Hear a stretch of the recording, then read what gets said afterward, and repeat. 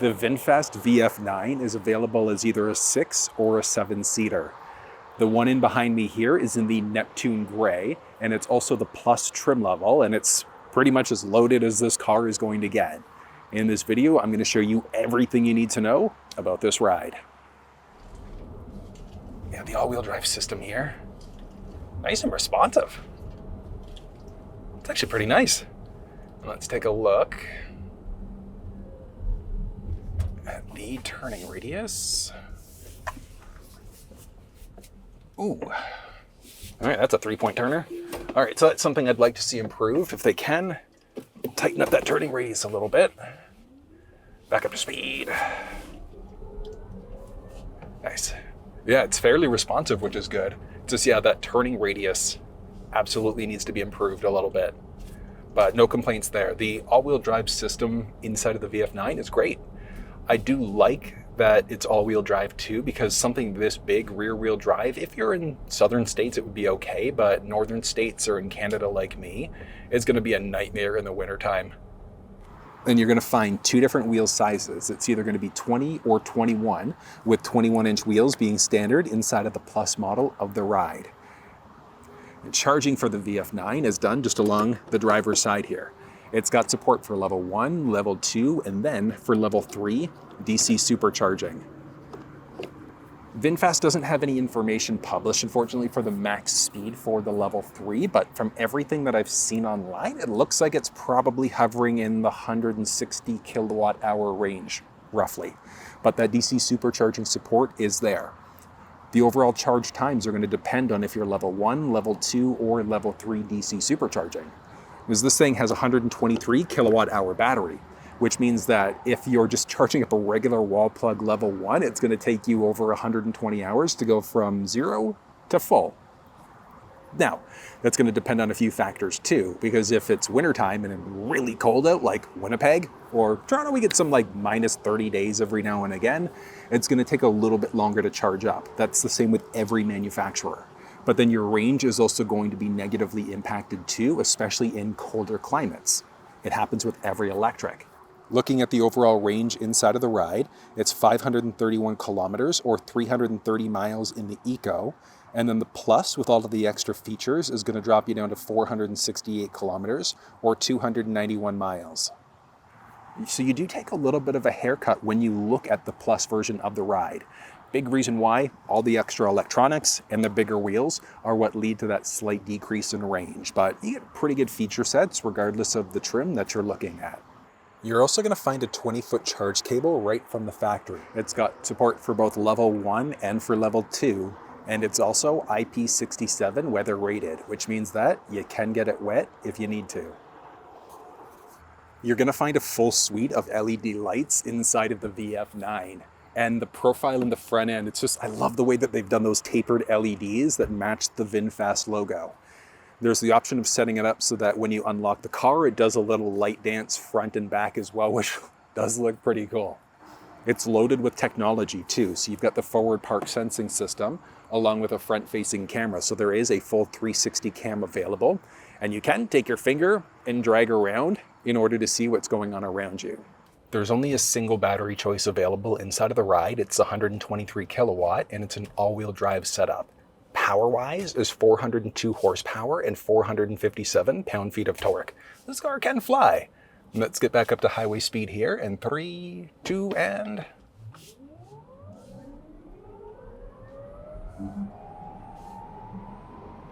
Beautiful.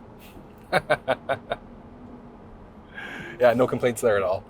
So up to speed there was fantastic.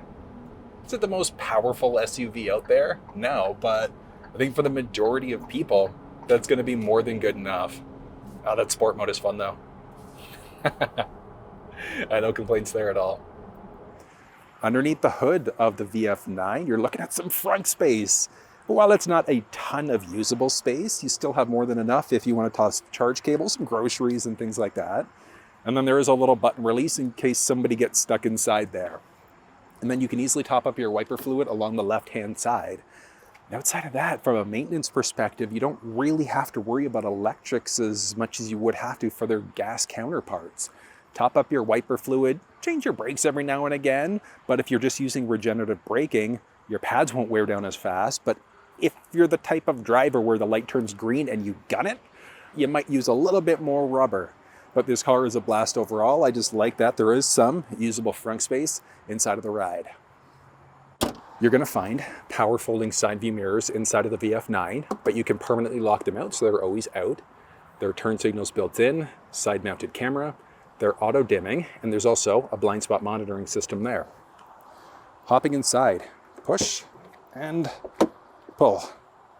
Saddle brown interior, we'll get there in a second, but you've got this metallic highlight that follows all the way throughout the door, the dash, the center console there too. But before we hop inside, you've got your basic window controls, kill power to the rear windows, you've got your main button release to get out of the vehicle, with an emergency release just in case. There are two different speaker choices available inside of the VF9, so it's either an 11 or a 14 speaker system. This is the Plus with the upgraded speaker system.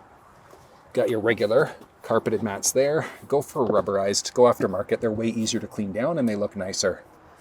Then you're going to have power seats inside of the VF9 regardless of the trim level. But when you get into the Plus trim, that's when you also get different types of seats, and specifically the type of seating material. But you also have the option for massage chair seats inside of this ride too, strictly in the Plus. Now with the, at least it's as far down as it's going to go, up overhead, this is outrageous. Like 6 inches of headspace plus. So if you're like 6'6", 6'8", you'd probably comfortably be able to sit inside of this ride. This is wild. Yeah, the seats are nice and comfortable inside of this car too.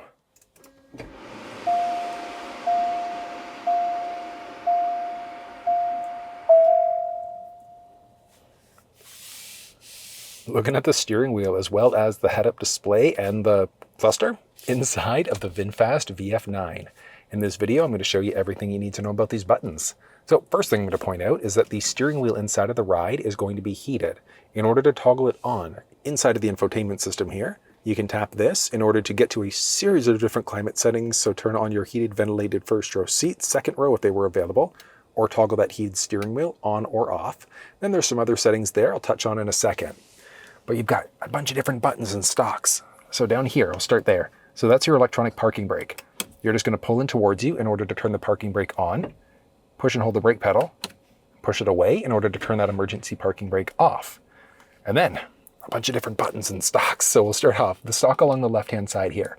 There's a button on the tip of that stick. And when you push it, you can see there, it jumps between a series of different modes. So A, B, auto, your odometer, etc. So you can go whichever way you'd like to there. And then obviously for your blinkers, you're going to pull in towards you in order to get your high beams flashed. But we're in the auto mode right now. So if I push away, it does nothing. But I'll show you how the lights work in a second as we move into the cluster screen there, or the infotainment, the cluster side of the infotainment. Another interesting thing about the turn stalk is that if you just do a light push down, that's just going to give you 3 blinks. But if you do a heavy push down, that's going to keep the turn signal on until you complete your turn. And then if you wanted to, you can just push up in order to be able to toggle it off. So just a light push for 3 versus all the way down to have it continuously going. And then just push the opposite way lightly to turn it off. And you've got a bunch of different buttons there. So you could move between presets if they were set up this way, or if you're on USB audio like I am right now, you can move left or right that way. You can increase or decrease your volume, and then you've got a basic OK button.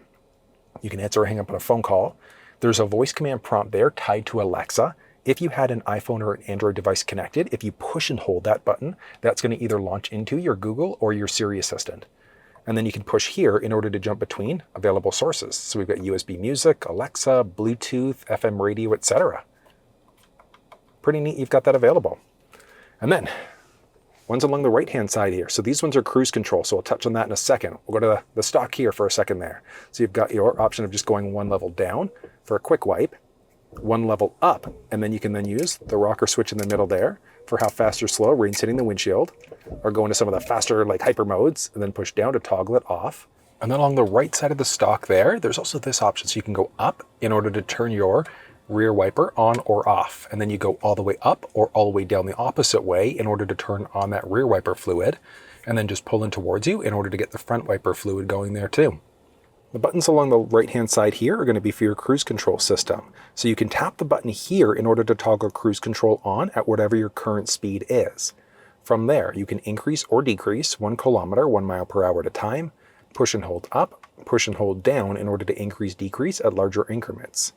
You hit the brake to cancel your speed, you hit that cancel button to cancel your speed, and then you push it again to resume your previously set speed.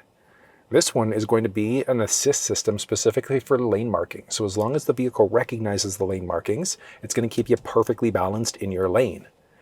This next one here is going to be for a speed limiter. So essentially you turn that one on and then your vehicle wouldn't go past a certain speed unless you kept on hammering the accelerator pedal. Interesting from a safety perspective, I'm just going to pretend that that button's not there. But if you want a full live demonstration of actually using the cruise control system, you'll find that down in the description of this video. This is the infotainment system that you're going to find inside of the VinFast VF9, and it's the only system that's available. Let's dive in and I'll show you everything that you need to know. The first thing is that the outer portion on the left-hand side, this is locked into place. I want you to think of this almost like your traditional cluster screen. The only time it's going to go away is if you have games playing while you're parked, which I'll show you as we dive deeper. Along the top, you've got your electronic parking brake. From there, you've got your current time, which you can tap in order to be able to adjust out your date and time, etc. You've got your current odometer. I'm also in the auto mode right now. So if we look at the left turn stalk, you can obviously use that for your blinkers. But when you're in the auto mode, what's going to happen later on at night, if the vehicle recognizes that high beams are needed, it turns them on automatically. If somebody's oncoming, it turns them off before turning them right back on again. In the auto mode daytime, so you can't permanently lock them out, you'd have to go into your light mode along the very bottom of the screen, which I'll touch on as we dive a little bit deeper. You've got your current range along the outside there, along with your vehicle speed, the gear that you're currently in, along with, if there are people in the vehicle, it's who's currently plugged in. You can tap here in order to be able to get to your camera. So you've got your front view, you can go side to side view too. The side camera quality isn't the greatest, but it's there. There's a backup view, and then there's also a trailer view. So if you're towing a trailer, kind of useful.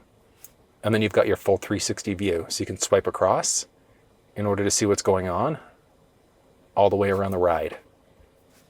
From there, you've got your vehicle there, vehicle along the bottom left, and then that's going to give you options of opening and closing the liftgate.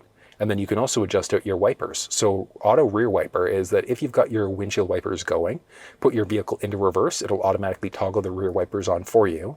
And then your windshield service mode if you're changing out your windshield wipers. You can tap here in order to get to some additional options. Now, this vehicle has the head-up display available inside of the ride, so you can see the head-up display there. If you had factory navigation with a route going, it would show up there. But then you've got the flexibility of adjusting some things. So what do you want showing up in your head-up display? Do you want your blind spot detection, your turn indicators, traffic alerts, and things like that? So you can see what it would look like with everything active there. But then you can also adjust the brightness, and I always recommend maximum brightness inside of the ride. And then even with it set up at max brightness, if you wear polarized sunglasses, it is next to impossible to see what's going on inside of the head-up display. You can adjust out the color of the head-up display there, so a few elements. You can adjust out your battery unit, so do you want to have your total distance until you're depleted or your percentage. You can adjust out the position too, and when you adjust out the position, you're using the pad along the left-hand side of the steering wheel here, so you'd be able to move the head-up display up or down.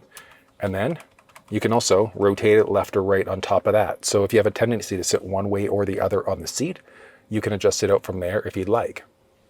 From there, you can adjust out your side view mirrors. So same idea, we can go either left or right side. You can fold both of them if you wanted to. Fold, unfold, and then you can adjust both left or right side. So what you're going to do, same idea, just use the pad along the left-hand side, and we're adjusting the left-hand mirror first. So you can easily adjust that up and down there if you'd like. Left versus right is the exact same. And then you can also adjust out your steering wheel. So it's a full telescopic steering wheel that's power, and same idea. You can go up, down, in and out in order to have that perfect position created for you. Once you do, release it, you're set to go. And you can also toggle on your heated steering wheel that way too. There are some different options available for the seat. So there is a massage chair seat capability inside of the ride. All you're going to do is choose the intensity that you'd like first, and then which type of massage would you like. So it's kind of neat that that's available as an option. Not standard across the board, but it's nice that it's there. And then you can just button push in order to get rid of it. And that's the same thing with this menu. So you can just push again, or Tap anywhere off the screen there in order to adjust. You've also got your light modes. So remember, I was mentioning the auto high beam mode is the mode you want to be in the majority of the time, because if the vehicle recognizes high beams are needed, turns them on automatically. If somebody's oncoming, it turns them off. You can go into your headlamp mode though, and then you're just going to push away in order to turn those high beams on, pull towards you in order to turn them off. But like I said, auto mode is the way to go there. You can toggle fogs on or off, and then you can also toggle your dome lighting on or off there too. There are some options for your car mode, and that's essentially going to be your drive mode for the very top here. So we've got a few different options that are available. So do you want the regen braking level to be high, mid, or low? So you take your foot off the accelerator pedal. How fast or slow are you going to slow down? And then you can also adjust your drive mode. So Eco is going to get you the best possible economy. Normal is more of like your day-to-day driving, with Sport being the best possible performance, but it does come at a sacrifice of a little bit more. So it's going to use up a little bit more range in comparison. And then along the very bottom, so as of right now, I'm actually in camp mode, which means that the vehicle can stay on up until the battery's drained to 25%. And that's the same thing with pet mode. It's kind of neat in case you've got your furry friend inside. And then you've got your wash mode there too. So if you're going to be taking the vehicle through a car wash, and then you've got a few other driving preferences, which we'll dive into as we get deeper into the infotainment system. So it's neat that you can at least keep the vehicle running. So you're waiting to pick somebody up, you can watch videos and things like that, which I'll show you as we dive in deeper. Pretty simple. And then as you move between your different gears, so your park, reverse, neutral, drive, you've got your 360 mode there, etc. And you notice, so when I get out of park, it turned off the camp mode for us. So what we're going to do, toggle it back on from here. Along the top of the screen, just the VinFast logo. You can exit camp mode, your pet mode, etc. You can tap here in order to see what's going on with your radio. And then you've got this little bar along the very top, so you can either pull down if you'd like to, or you can tap along the outside in order to pull up that quick launch tray, which is going to let you launch into some basic settings, your ambient light. You can toggle the rear screen on or off, etc. Notifications are there. You can adjust out the brightness of the display, brightness of the ambient light, etc. You can see if you're currently connected, and then tap the top right-hand side in order to show you what's going on with your user profiles. The benefit of having multiple profiles set up is that if you've got different people driving the vehicle, you can essentially set up everything for each individual person. So you'd set up your basic VinFast account, you'd be able to lock it into the VinFast app there too. And then there are all sorts of different things. So if you wanted to put in a pin so people can't look through your profile information, you can link an individual key fob. There are remote control options through your fob, and then personalization options. So if you do have different people inside of the vehicle, you can save your position for your steering wheel, side view mirrors, etc. to your individual profile. There are basic privacy information systems that are available, different driving statistics, and then this would be trip history. So if you've used navigation, you'd be able to see essentially where you've been and where you've gone. Back home from there, you've got a boatload of other options. Swiping across gives you a few other options, including adding in some different widgets. So it's kind of neat that the screen is fully widgetized. So if you wanted to add a few things in, it's kind of limited, but it's nice. You can add some additional things in, remove some screens if you'd like. We've got factory navigation inside of the ride, and you can also hook up over your phone if you wanted to that way, which I'll show you as we dive in deeper. You can easily search for addresses this way. So you've got the option of going GPS coordinates, latitude first, longitude second. You can search by point of interest icons if you'd like to. We've got a few different options. Let's go for one. That's all. Let's go for number 4. If your phone was connected, you'd be able to call. You could then view directions or navigate. So we can see here, if there were different routes that were available for you to get to your end destination, you can do that. If you wanted to add in an additional stop, so if you're going on a little bit of a distance trip, you can just keep on searching, adding in a bunch of additional addresses. And then once you're done, you're going to tap either navigate or preferences.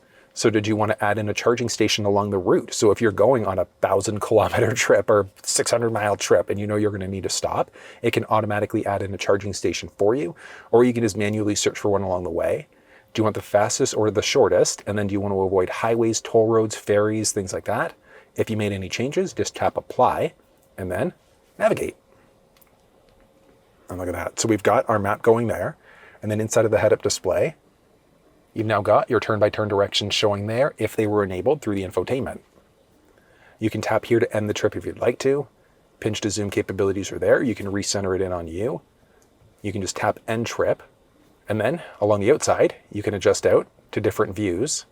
You can show different layers. So do you want to have satellite view there? So do you prefer more of that terrain view? Which, I mean, that looks That looks so good. Do you want to show your 3D options there? Do you want to have traffic, etc.? Hiding that, tapping here to get you some different options. So route preferences, do you want it to add charge stations? Do you want to globally avoid highways, toll roads, etc.? For guidance, do you want it to be the next stop for time and distance or for your next destination? Battery preferences, so battery at destination, before it recommends looking at a charge station, what point do you want to be at? There are some different options for charging when you search for charging inside of the screen here. So do you want to be level 1, level 2, etc.? Which charging rate do you want to be at and which apps are available? Your maps are there, nothing exciting. And then you've got all of your navigation options. You can clear history, delete all data, reset.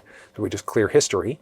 Any addresses that we've searched for previously have now been deleted. We've essentially got a fresh start.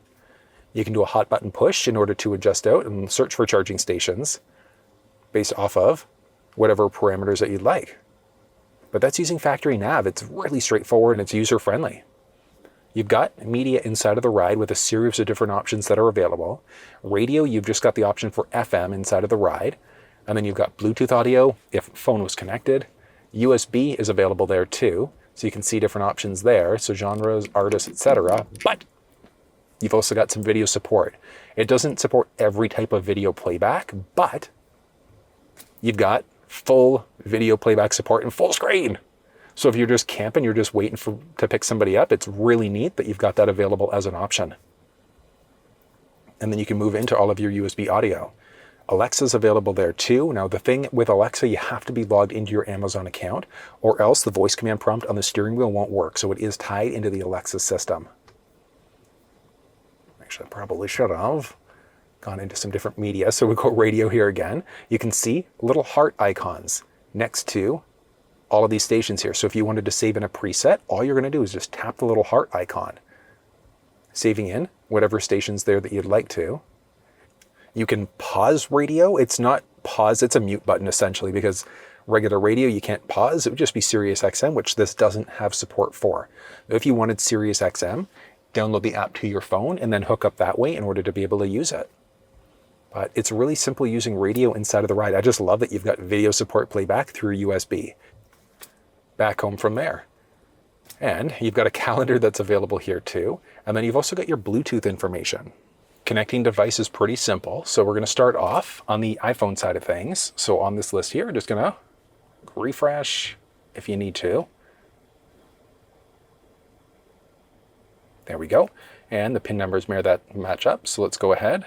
Do you want to allow contacts and favorites to sync up? This is not my car. So, I mean, obviously if it's yours, you could say yes there.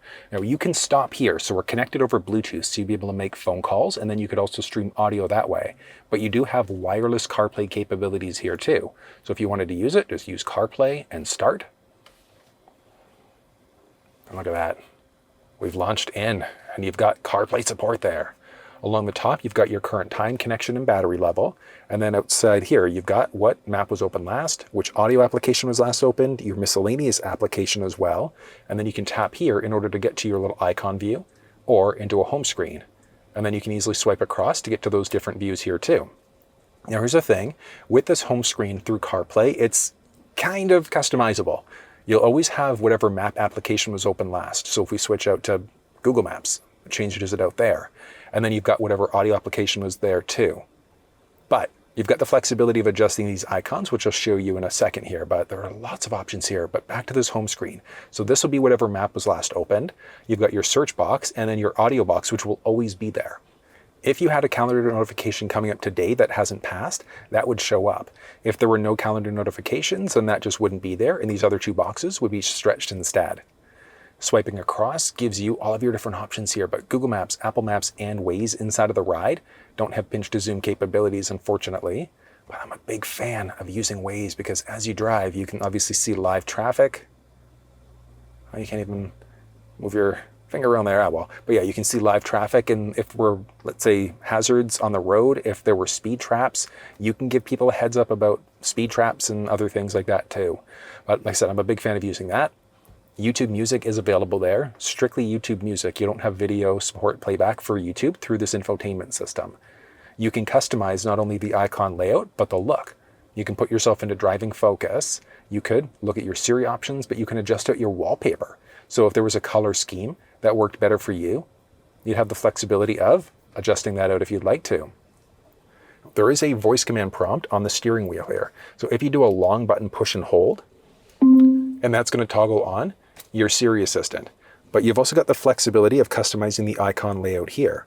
All you're going to do on your phone, go into your settings, general, CarPlay, find your vehicle. You can forget it. There's enhanced integration, which there aren't really many things I've noticed there yet, but you can customize. So let's say if you wanted podcasts along the top and you want to use a different map along the top, you can do that. Anything with a minus next to it, you can actually remove it from the screen. So if you know that there are certain things that you're just never going to use, you can remove them. They're saved along the bottom, so you can add them back in. But if you've played around with the layout too much and you don't like what you've done, along the top right side of your phone, you can tap Reset, Reset, in order to bring the icon layout back to the factory default. If you're back on the home screen there, you could tap back to get inside of CarPlay. If you tap this little guy, that's going to bring you up to this option. So if you go settings now, you've got the iPhone that's connected right now for CarPlay. So if you tap the little 3 dots, you can stop Apple CarPlay if you want to. So what we've done is we've disconnected from Apple CarPlay, which means we're now connected just over Bluetooth, and that's going to be for phone calls and for audio. So you can activate your phone that way instead. But that's how you set up Apple devices inside of the VF9. Setting up Android devices inside of the VF9 is a very straightforward process. If you weren't on the device's screen, if you were back home, you just swipe across in order to get there, or you can tap here in order to get to your settings, and then you're just clicking on devices to get to your device list. From there, all you're going to do on your phone, so we're waiting for VinFast to show up. There we go. Let's go ahead and connect through. PIN numbers match up, so let's go ahead and pair. Do you want all access to contacts and messages? This is not my car, so I'm saying no to that one. And from there, we're just going to tap here, and then we're going to disconnect the iPhone. We're going to connect through here and connect the Android device. And boom, would you look at that? So we're connected now for the Android, but we've also got Android Auto. So we're just going to tap Android Auto there. And then on the device, it's asking me, do I want to use Android Auto? Just going to continue there in order to use it. And we are fully connected. Look at that. So you've got Google Maps there that are built in. Full pinch to zoom capabilities there. Along the outside for Google Maps, you've got a few different options that are very similar to what we saw for factory navigation.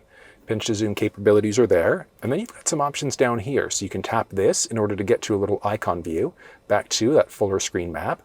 You can tap here in order to activate your assistant for your phone, or you can do a long button push and hold on the voice command prompt in order to be able to activate it that way. You've got a few other icons along the very bottom, so you can tap there to go to like a fuller screen map application. Tap here in order to get back to the split screen.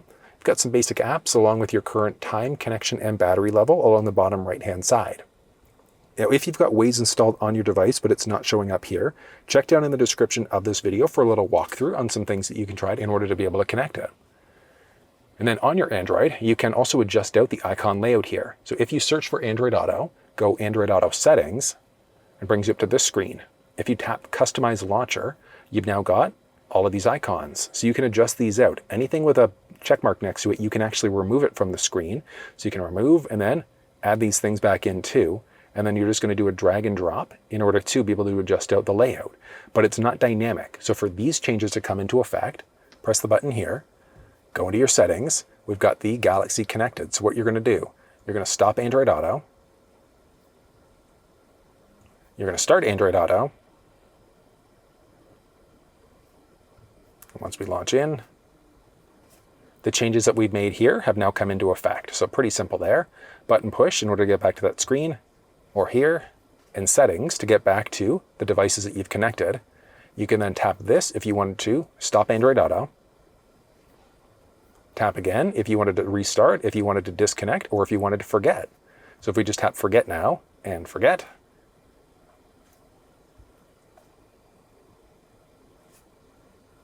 tap here and forget and forget. There we go. And both devices have now been disconnected. But it's that easy setting up Android and iPhone devices inside of the VF9. Now, if you wanted to reconnect, you could just tap in order to do that. There are a series of other options here that I'll touch on last because there are a boatload of different settings. But You can swipe across in order to look at your widgetized area, add things in as necessary. Climate's available on the bottom of the screen, so you could either adjust your climate this way. You can tap here to get into your climate screen. So you've got your AC option, put yourself into auto mode. You can turn on your heated steering wheel. You can sync things up. So if the passenger side is set to something different, you can tap sync in order to sync it up to whatever the driver's side climate is set to. If you had different seat options going, you can toggle all seats off, toggle the heated ventilated seats on off as necessary for each individual seat for the first and for the second row. You can have the climate going to your windshield face feed. You've got a slider here for your fan speed. Air circulation is there. You've got an ionizer available inside of the ride. And then you can tap here in order to adjust out your third row climate too. There is the option for a little console in behind the second row there. So you can adjust out all of your second row climate settings and a few other things there too. Climate's pretty simple. And then here's your app library. So if there's an app that you know you want to use, you can search for it. You could also adjust them out so that they're set up slightly differently. And then these are going to be the last opened apps. So as we dive into each of these apps, the recent is going to update with whatever one you've opened last. Android Auto, Apple CarPlay, or your phone. So obviously if you're just connected over Bluetooth, you're tapping there. Otherwise, one of these options. You've got a few different media options there too. So iHeartRadio, TuneIn, or hopping in here to get to all of your available media options. And there are a boatload of driving aids that are available here. So you've got driving assistance with your speed sign recognition.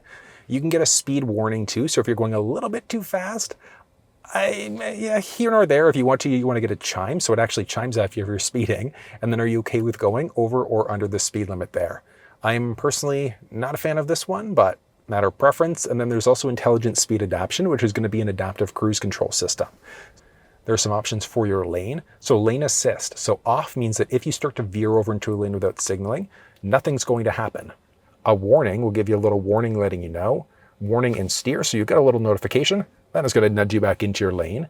And there's also a lane keeping. You can get a chime there too. So if you start to veer over into another lane without signaling, it'll beep at you. And then it's a sensitivity for how close you are from that other lane. There's your cruise control options there, your highway assist. That's the one that's going to be your distance indicator, so the gap adjustment. And then options for your camera. So auto curb view is that if you are going at low speeds, it's going to automatically bring the 360 camera up for you. There are some options for collision avoidance. So these are just basic safety settings that are good to keep enabled, unless you really don't like the added safety. So you've got front collision warning. If you're potentially going to get into an accident, it can let you know.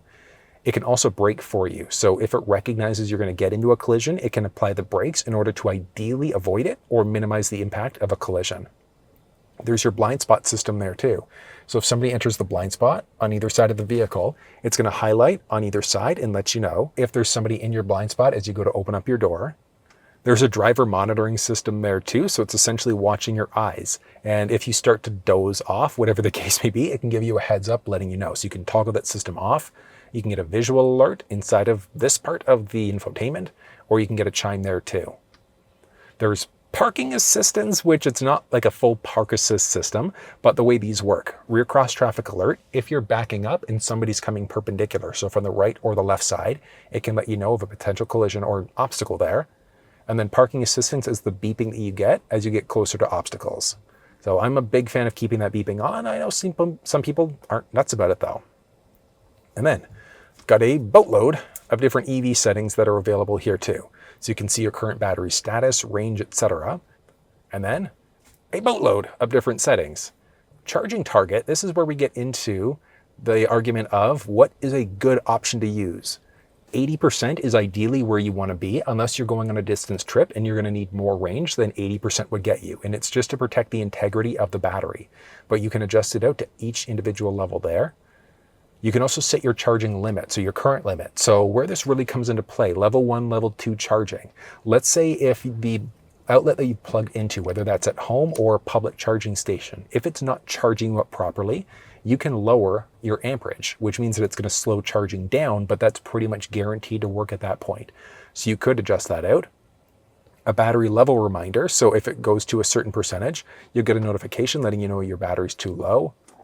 There's a charging schedule available here too. So if you wanted to set a unique charging schedule, So if you have a tendency to depart the same time every day, you can set a unique departure time, and then you can also set when you want the vehicle to charge up. So if you know you're only going to get cheap electricity rates between 7 o'clock at night and, I don't know, what are we going to say, 6 o'clock in the morning, you've got the flexibility of being able to set that up. So then it's only going to charge during those off-peak hours.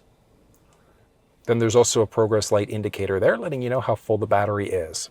So it's pretty simple with the charging settings here. I like how they've made it so easy. There's a fully digital owner's manual. So if you're getting any weird messages inside of this part of the infotainment, or if you want to know different things about battery, charging, maintenance schedules, things like that, if this video didn't help out, you'd be able to dive in and look at different options here too. There are some service options available here, so you can see what's going on with your different tire pressure. If there were any alerts available, there's a help center available there too, just in case, roadside assistance, things like that. There are a boatload of different settings available, which I'll touch on last. And then there's some different button presses here to get to some things. So if you wanted to play a game while you're just kind of waiting, you've got the flexibility to be able to do it. And I like how it just fully takes over and envelops the screen. Beautiful. I mean, that's kind of funny. You've got the option of playing a game here strictly while you're parked, because the second you start driving, it's not going to be available there. And then you've got just a series of different apps, so hot button presses to get to some things like your calendar, and then a web browser, which actually I'm curious. Oh yeah, so it says not connected, but it pulled up Auto Trader, so that means got to try this.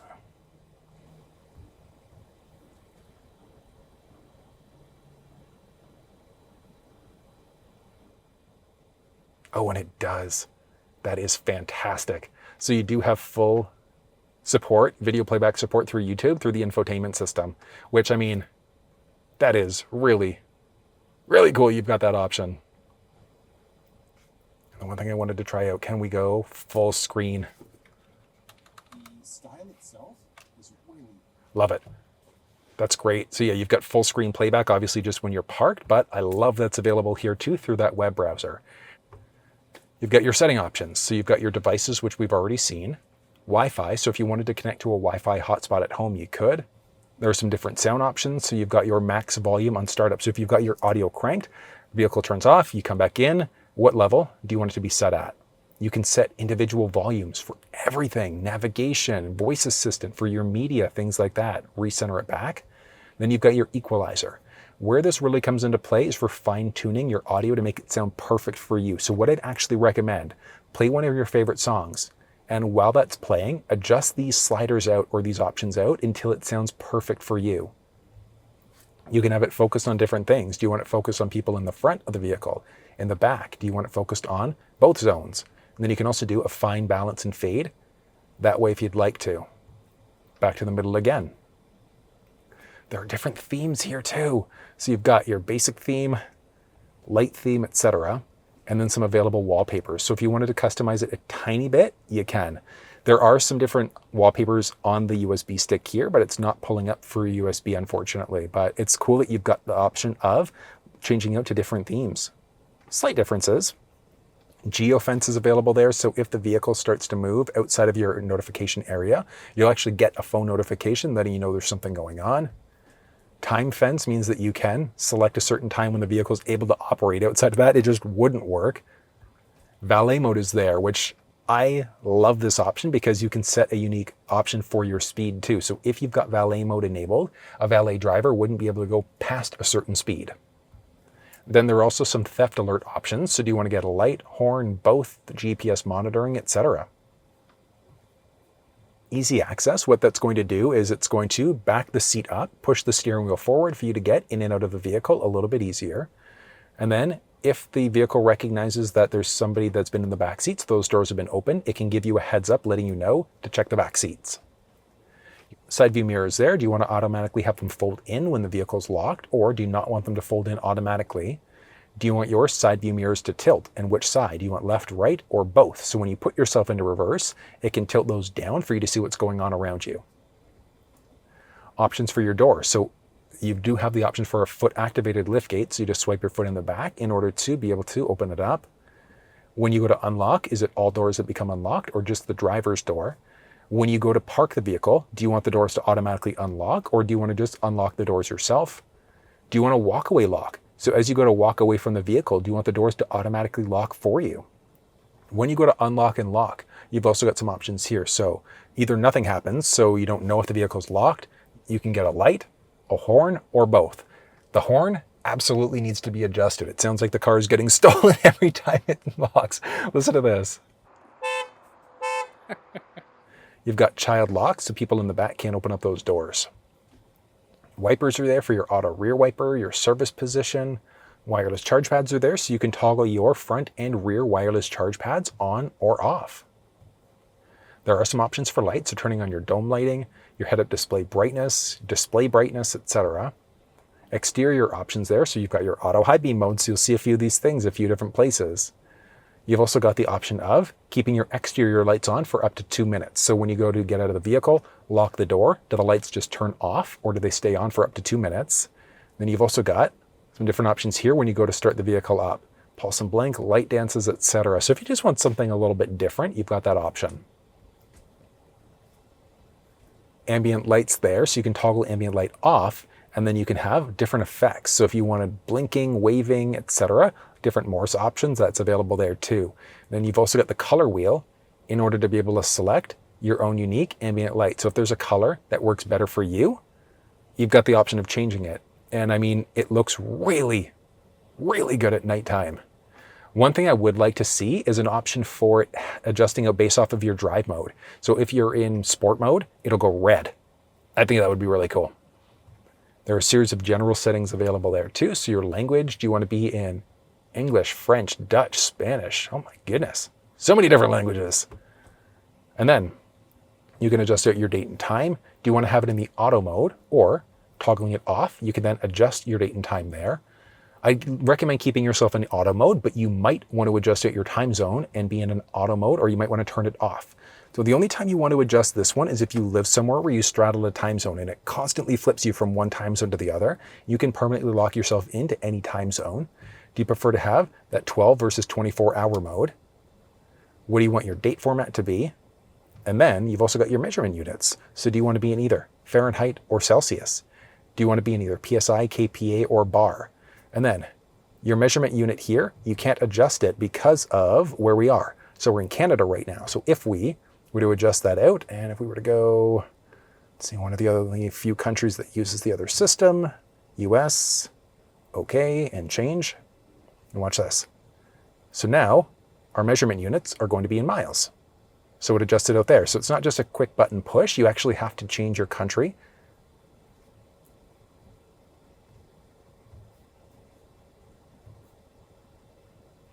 In order to be able to adjust out your different measurement units there. But I mean, simple enough in order to adjust it. You've got your basic vent controls there that are just built beautifully into the dash. There's a wireless charge pad, and then your shifter there. So just your regular buttons. There's some cup holders, along with your rear window locker. And then got your volume rocker, mute out audio with your forward blinkers. You've got a pretty good amount of space inside of this armrest. You've got 2 USB power points there too, so they're both USB Type A.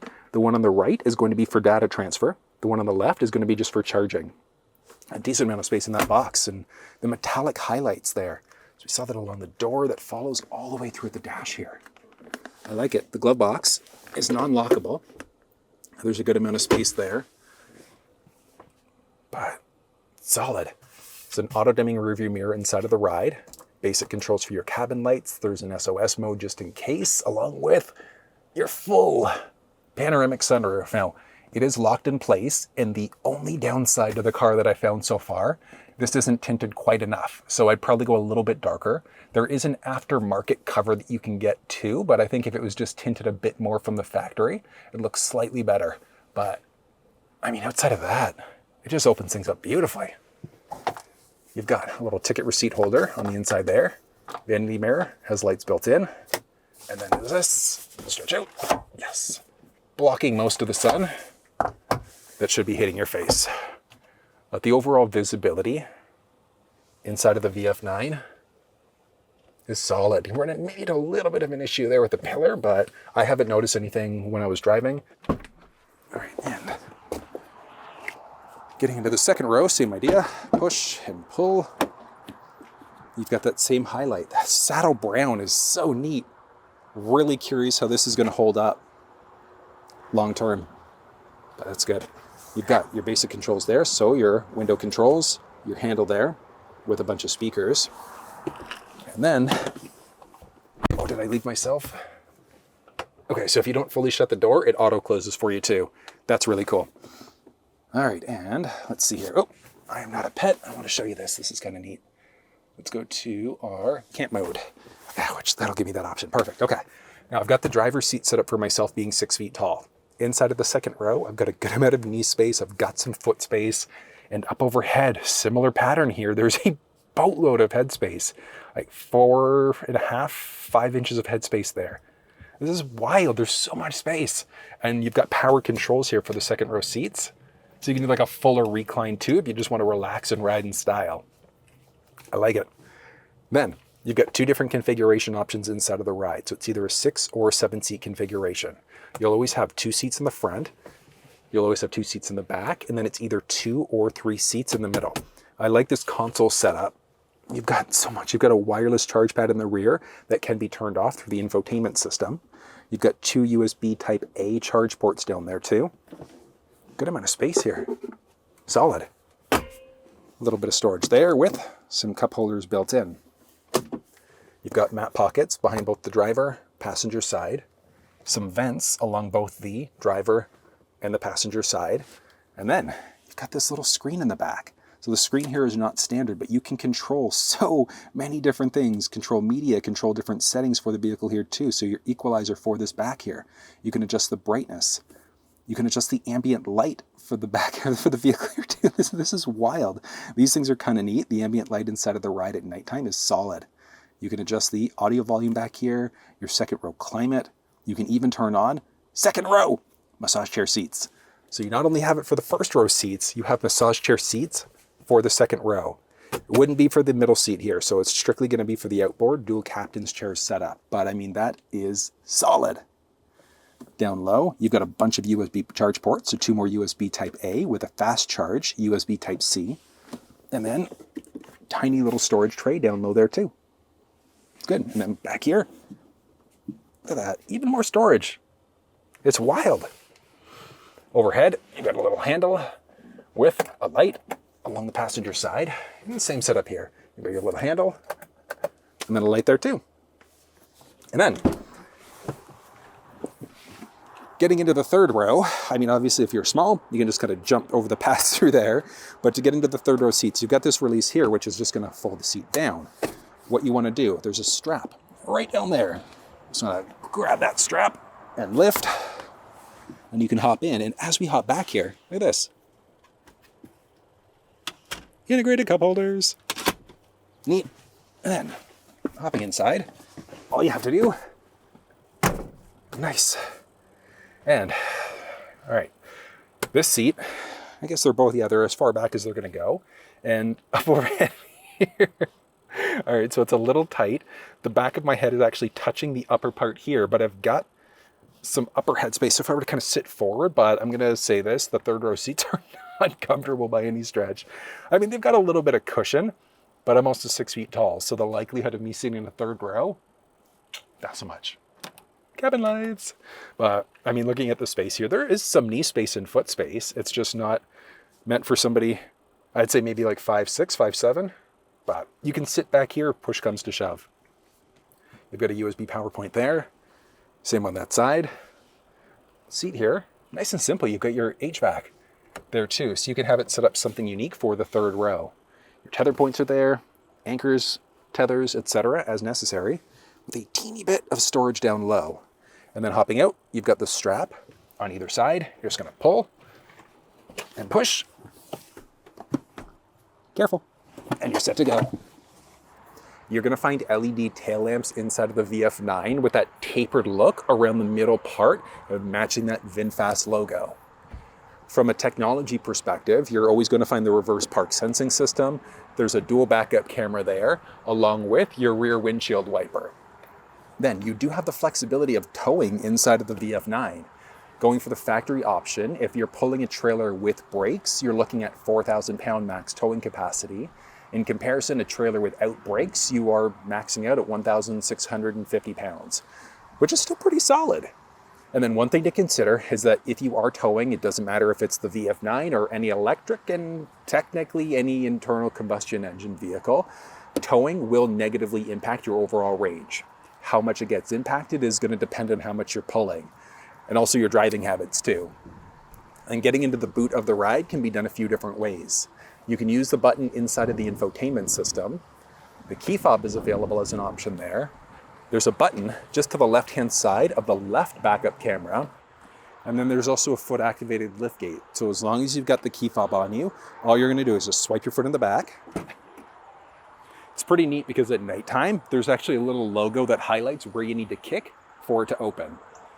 And looking at some features in the back here, off to the left-hand side, you've got a little light, and then you've also got a button in order to close the liftgate. Then there's a little pocket along that left-hand side. Along the right, you're gonna find a regular wall plug, and you're also gonna find the only 12-volt power point inside of the ride. I would like to see one more 12-volt somewhere in the front. It's like otherwise you're just snaking a dash cam or some other connection through, and it doesn't look pretty, but it's there.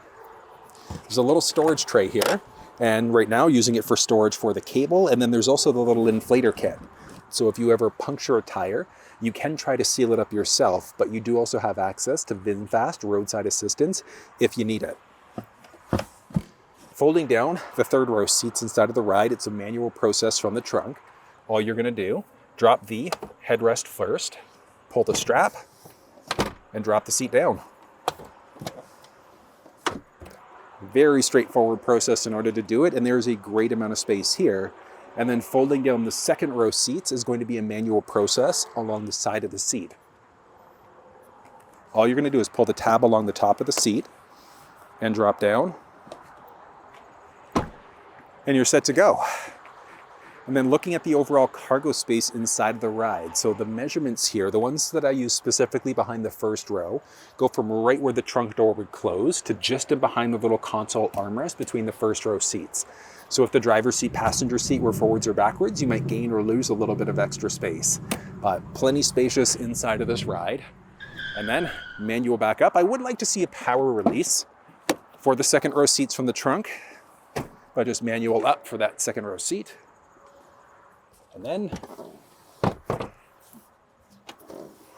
manual lift for the third. And with a liftgate, you can actually adjust this out to a unique height if you'd like to. All you're gonna do, drag it to whatever height you'd like, and then the button that you would use in order to close it, you can push and hold it at this point. Hear that little chime, and now it won't open up past that point. And then just button push to close. You can use the fob or kick in order to close instead. So far, the VF9 has been a pretty interesting car. Remember the VF8 had a few little quirks, but outside of the key fob, when you go to lock the car, that's really the only quirk so far. It's that if you lock with the horn function enabled, it sounds like the car's being stolen every time you lock the car. But I mean, outside of that, I really enjoy the car. You've got just your regular cruise control system. The infotainment system here is great. The head-up display, it's functional. It works incredibly well. The downside for the head-up display, though, it's the same with most manufacturers, is that with polarized sunglasses, it's really tricky to see what's going on inside of that display. But car has some good power. No complaints there at all. Let's go ahead and do some en route.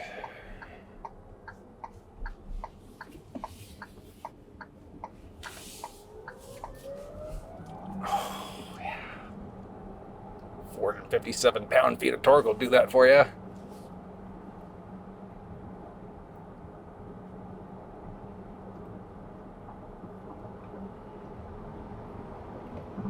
And you gone. Beautiful. And that was everything you needed to know about the VinFast VF9. You can find all of the build details for this one down in the description, with links off to VinFast Canada and US. But if you found this video useful, give it a thumbs up, share it with someone if you think they might find it helpful. And until I see you next time, take care.